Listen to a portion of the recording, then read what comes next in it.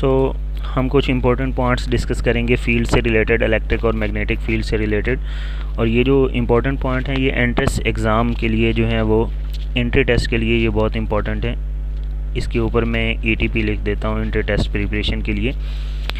सबसे पहला पॉइंट, जब भी चार्ज किसकी फॉर्म में होता है, रेस्ट की फॉर्म में। तो चैप्टर नंबर 1 में हमने पढ़ा था कि जब चार्ज रेस्ट में होते हैं तो वो इलेक्ट्रिक फील्ड प्रोड्यूस करते हैं। तो यहाँ पर देखें इलेक्ट्रिक फील्ड मैंने लिखा हुआ है नॉन ज़ीरो होती है। इलेक्ट्रिक फील्ड कांस्टेंट भी हो सकती है और change in electric field zero होगा, बिकॉज जो चीज़ कांस्टेंट हो वो चेंज नहीं होती। अब मुझे बताएं कि चार्ज जब रेस्ट पर हो तो क्या वो मैग्नेटिक फील्ड प्रोड्यूस करता है? तो आपका आंसर ठीक है कि वो मैग्नेटिक फील्ड प्रोड्यूस नहीं करेगा, क्योंकि हम डिटेल के साथ लेक्चर 1 और 2 में पढ़ कर आए हैं कि magnetic field is the property of moving charges. तो जब चार्ज रेस्ट पर हो तो मैग्नेटिक फील्ड उसकी क्या होगी? ज़ीरो। और जब वो ज़ीरो होगी तो फिर चेंज इन मैग्नेटिक फील्ड भी क्या होगी? ज़ीरो। अब क्या इलेक्ट्रोमैग्नेटिक वेव ऐसे चार्ज से प्रोड्यूस हो सकती हैं जो चार्ज रेस्ट पर हो? तो इलेक्ट्रिक मैग्नेटिक वेव्स के लिए आपने एक बात याद रखनी है, इसके लिए इलेक्ट्रिक फील्ड का चेंज होना एंड मैग्नेटिक फील्ड का चेंज होना, ये दोनों कंपलसरी हैं। अगर इलेक्ट्रिक और मैग्नेटिक फील्ड दोनों चेंज होंगी तो इलेक्ट्रोमैग्नेटिक वेव्स प्रोड्यूस होंगी। अब यहाँ पर देखें, ना तो इलेक्ट्रिक फील्ड चेंज हो रही है ना ही मैग्नेटिक फील्ड चेंज हो रही है, तो क्या इलेक्ट्रोमैग्नेटिक वेव प्रोड्यूस हो सकती हैं? तो हमारा आंसर क्लियरली होगा नो। नेक्स्ट है, अगर चार्ज यूनिफॉर्म मोशन में मूव करे, चैप्टर नंबर 12 पर आ जाते हैं हम। जब चार्ज यूनिफॉर्म मोशंस के साथ मूव करेगा तो उसकी वेलोसिटी क्या होगी? उसकी वेलोसिटी या स्पीड कांस्टेंट होगी। तो क्या वो चेंज होगी? तो चेंज इन स्पीड ज़ीरो होगा, क्योंकि कांस्टेंट चीज़ चेंज नहीं होती। क्या एक्सेलरेशन प्रोड्यूस होगा? नो, एक्सेलरेशन भी ज़ीरो होगा। अब ऐसा चार्ज क्या करेगा? अब ऐसा चार्ज जो है वो उसमें इलेक्ट्रिक फील्ड क्या होगी? ये ज़ीरो होगी। अब इलेक्ट्रिक फील्ड नॉन ज़ीरो होगी और इलेक्ट्रिक फील्ड होगी भी कांस्टेंट। अब कैसे? सपोज करें आप 12 वोल्ट की बैटरी लगा देते हैं किसी भी कंडक्टर के साथ, तो अब वो 12 वोल्ट की जो बैटरी है, अब ये आपने पढ़ा हुआ है कि V इज़ इक्वल टू क्या होता है हमारे पास? E into D. अब इसमें देखें, ये जो इलेक्ट्रिक फील्ड है ये किस पर डिपेंड करती है? Potential difference across the conductors. अगर पोटेंशियल कांस्टेंट है तो फिर इलेक्ट्रिक फील्ड भी क्या होगी? कांस्टेंट होगी। और चार्ज क्या करेगा? कांस्टेंट मोशन के साथ मूव करेगा। तो अब बताएं कि अगर ये इलेक्ट्रिक फील्ड कांस्टेंट है तो क्या इलेक्ट्रिक फील्ड चेंज होगी? नो, इलेक्ट्रिक फील्ड हमारे पास क्या होगी? ज़ीरो हो जाएगी।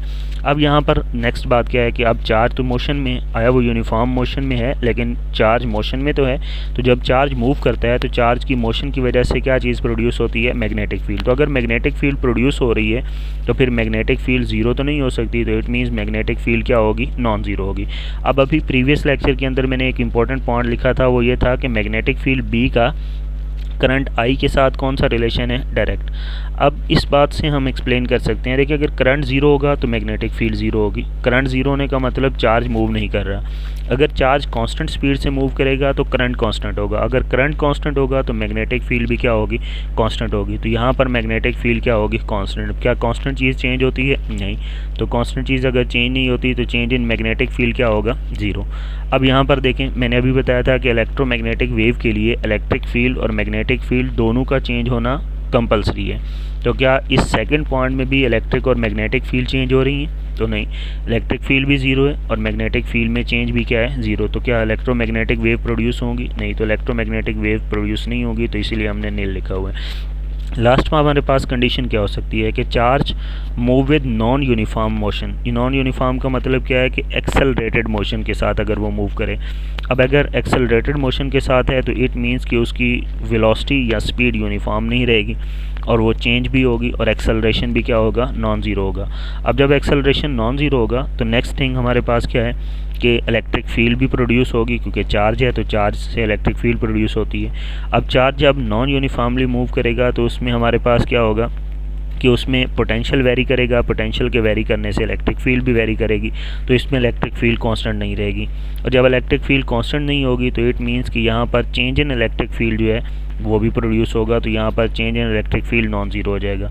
अब यहाँ पर आ जाते हैं, चार्ज अगर मोशन में है तो मैग्नेटिक फील्ड प्रोड्यूस होगी, और अगर चार्ज जो है वो मोशन में है और चार्ज एक्सेलरेटेड मोशन परफॉर्म कर रहा है, मीन सपोज कर लेते हैं कि चार्ज जो है वो कौन से करंट का अगर हम जिक्र कर लें AC का, ये जो यूनिफॉर्म मोशन थी इसको आप डीसी मोशन, डीसी करंट भी कह सकते हैं। तो अल्टरनेटिंग करंट के अंदर क्या होता है कि उसका मैग्नीट्यूड वेरी करता रहता है। तो जब मैग्नीट्यूड वेरी करेगा तो मैग्नीट्यूड के वेरी करने से क्या होगा कि करंट वेरी करेगा, करंट के वेरी करने से मैग्नेटिक फील्ड भी चेंज होगी, क्योंकि B is directly proportional to क्या है, I।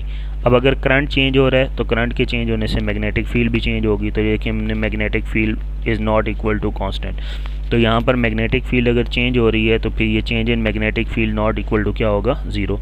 अब मैग्नेटिक फील्ड और इलेक्ट्रिक फील्ड दोनों जो हैं वो चेंज हो रहे हैं। तो जब दोनों चेंज हो रहे हैं तो इट मीन्स कि इलेक्ट्रोमैग्नेटिक वेव यहाँ पर क्या होंगी, ये प्रोड्यूस हो जाएंगी। तो ये एंटी टेस्ट के पॉइंट ऑफ व्यू से ये पॉइंट्स बहुत इंपॉर्टेंट हैं कि मैग्नेटिक फील्ड कब कांस्टेंट होती है या कब वेरी करती है, ये मैग्नेटिक फील्ड कब नॉन ज़ीरो होती है या कब ज़ीरो होती है। तो ये सारे पॉइंट्स जो हैं वो होप सो मैंने डिस्कस कर दिए हैं। ये आपको समझ आ गए होंगे कि चार्ज रेस्ट में हो, यूनिफॉर्म मोशन में हो या एक्सेलरेटेड मोशन में हो तो क्या होता है। अब नेक्स्ट हमारे पास जो है, तो नेक्स्ट लेक्चर है हमारा जिसमें हम steady current through metallic wire में से को स्टडी करते हुए हम इलेक्ट्रिक फील्ड और मैग्नेटिक फील्ड को डिटरमिन करेंगे। हमें इलेक्ट्रिक फील्ड और मैग्नेटिक फील्ड को 3 स्पॉट पर डिटेक्ट करना है। First of all inside the wire, surface of wire and outside the wire. In 3 points के ऊपर हमें इलेक्ट्रिक और मैग्नेटिक फील्ड को डिस्कस करना है। सबसे पहले जैसे कि हम यहाँ पर देखें हेडिंग में हमें पता चल रहा है कि इस वायर में से स्टेडी करंट फ्लो कर रहा है। तो इट मीन्स कि हमने वायर के across potential difference mean battery apply की होगी। सपोज़ करते हैं कि यहाँ पर पॉजिटिव टर्मिनल है बैटरी का और इस साइड पर बैटरी का कौन सा टर्मिनल है, नेगेटिव टर्मिनल। तो जैसे ही हम इस बैटरी से इस कंडक्टर के क्रॉस पोटेंशियल अप्लाई करेंगे तो पोटेंशियल का एक फार्मूला होता है V is equal to E into D. अब इस पोटेंशियल की वजह से इस कंडक्टर के हर एक पॉइंट के ऊपर क्या चीज़ डेवलप हो जाएगी, इलेक्ट्रिक फील्ड। अब ये जो इलेक्ट्रिक फील्ड है ये इस पोटेंशियल की वजह से इस कंडक्टर के इनसाइड अप्लाई होगी। तो भी हम कह सकते हैं कि इस कंडक्टर के इनसाइड पोटेंशियल डिफरेंस अप्लाई होने के बाद इलेक्ट्रिक फील्ड की वैल्यू इनसाइड द कंडक्टर ये हमारे पास क्या होती है, नॉट इक्वल टू ज़ीरो होती है। ये तो हमें समझ आ गया कि इस पोटेंशियल की वजह से इस कंडक्टर के क्रॉस हर एक पॉइंट के ऊपर क्या चीज़ सेटअप हो जाएगी, इलेक्ट्रिक फील्ड। तो हम कह सकते हैं कि जब स्टेडी करंट किसी भी मेटेलिक वायर में से पास आउट होता है तो उसके इनसाइड इलेक्ट्रिक फील्ड की वैल्यू क्या होती है, नॉन ज़ीरो होती है। अब हम देखना चाहते हैं कि इनसाइड मैग्नेटिक फील्ड की वैल्यू क्या होती है।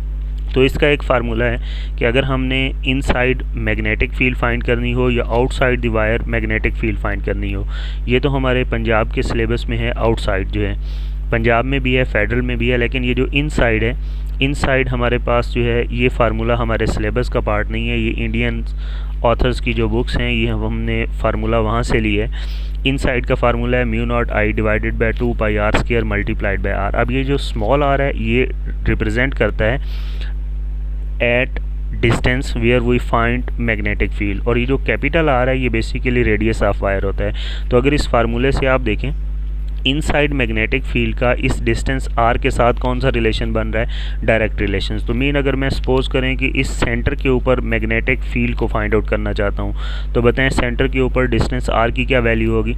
तो डिस्टेंस एक्सेस के ऊपर हमेशा क्या होगा, ये ज़ीरो, तो आर की वैल्यू यहाँ पर ज़ीरो होगी। अब अभी मैंने बताया कि इनसाइड मैग्नेटिक फील्ड का डिस्टेंस आर के साथ कौन सा रिलेशन होता है, डायरेक्ट रिलेशन। तो अगर आर ज़ीरो है तो फिर inside the conductor magnetic field की वैल्यू भी हमारे पास क्या होगी, ये ज़ीरो होगी। तो फिर मैं यहाँ पर लिख सकता हूँ कि इस कंडक्टर के इनसाइड मैग्नेटिक फील्ड की जो वैल्यू है ये बेसिकली इक्वल टू क्या होगी, ज़ीरो होगी। तो ये 2 पॉइंट्स हमें बहुत आसानी से समझ आ गए, बहुत सिंपल हैं। पोटेंशियल जैसे ही आप अप्लाई करेंगे इस वायर में से स्टेडी करंट फ्लो होगा, ये पोटेंशियल इस कंडक्टर के हर एक पॉइंट के ऊपर क्या चीज़ डेवलप करेगा, इलेक्ट्रिक फील्ड। और ये जो इलेक्ट्रिक फील्ड होगी ये इस पोटेंशियल की वजह से इनसाइड क्रिएट होगी जो कि चार्जेस को इस वायर में मूव करवाएगी। तो फिर हम कह सकते हैं कि इस पोटेंशियल की वजह से इनसाइड इलेक्ट्रिक फील्ड ज़ीरो नहीं होगी। इसके बाद इनसाइड मैग्नेटिक फील्ड का डिस्टेंस आर के साथ कौन सा रिलेशन है, डायरेक्ट। तो अगर मैं इसके एक्सेस पर फाइंड आउट करना चाहता हूँ तो आर की वैल्यू यहाँ पर क्या होगी, ज़ीरो।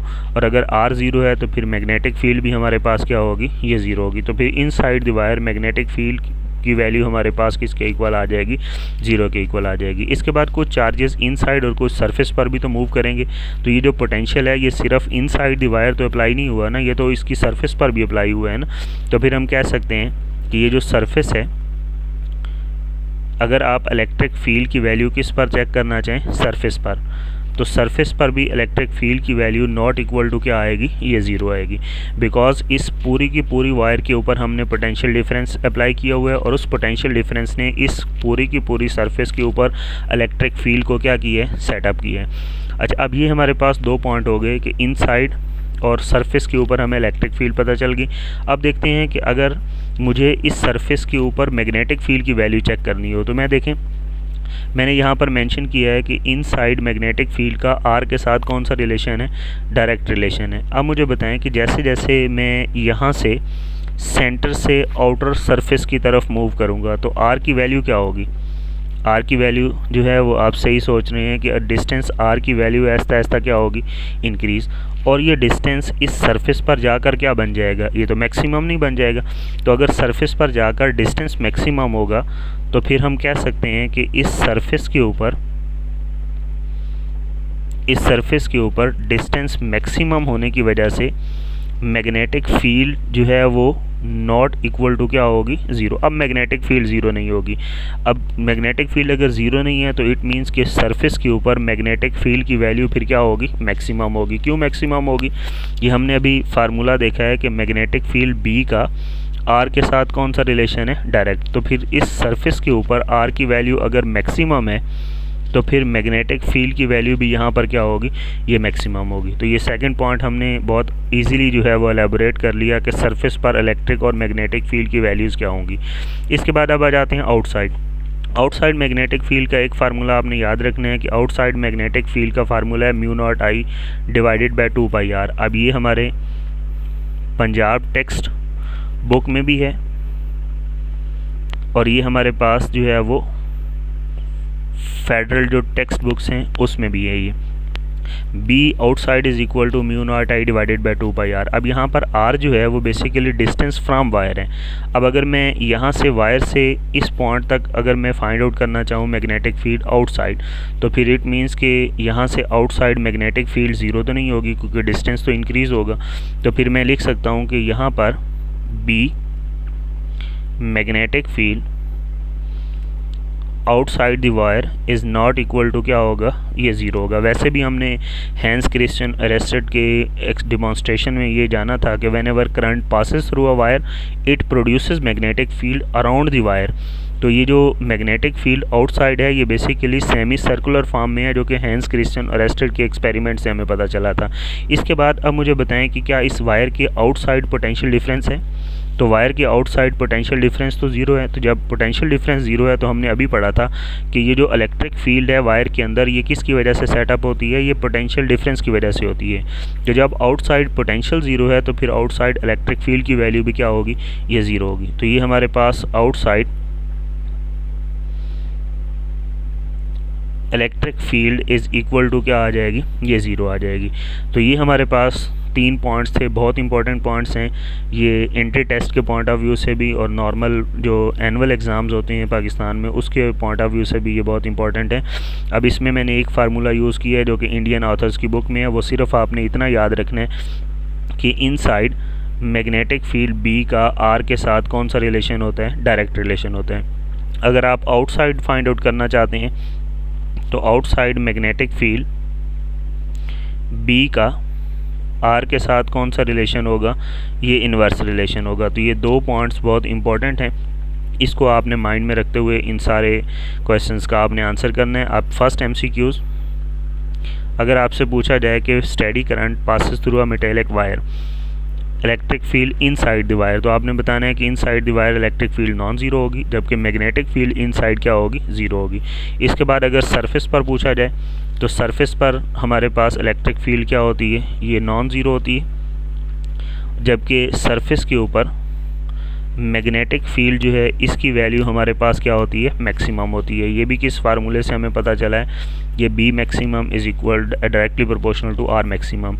नेक्स्ट MCQs आउटसाइड अगर हमें फाइंड आउट करनी हो तो आउटसाइड के लिए ये थर्ड एमसीक्यूज़ है कि आउटसाइड इलेक्ट्रिक फील्ड और मैग्नेटिक फील्ड की वैल्यूज़ क्या होंगी।